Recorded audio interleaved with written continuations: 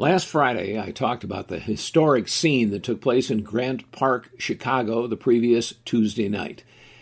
If you had been alive and in attendance at the Palace of Versailles on November 11th, 1918, you would have been a part of another historic moment. Leaders from around the world gathered outside of Paris to sign the armistice that ended the deadliest war in the history of the world. Literally, millions of soldiers died on both sides of the conflict. It was hoped that the absolute slaughter of humankind would prevent the waging of another war. It was not to be. In just about 20 years, another worldwide conflict broke out with millions more sacrificed. We do take something from that day in 1918.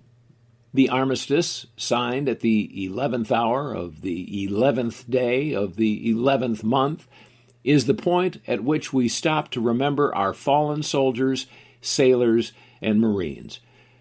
We don't have school tomorrow, and I hope you'll stop to thank those who have died in all the wars that America has fought. Since 1900, we have lost men, and in some cases women, in World War I, World War II, the Korean War, the Vietnam War, the First Gulf War, the war in Afghanistan, and the Iraqi War. The last two continue as I speak.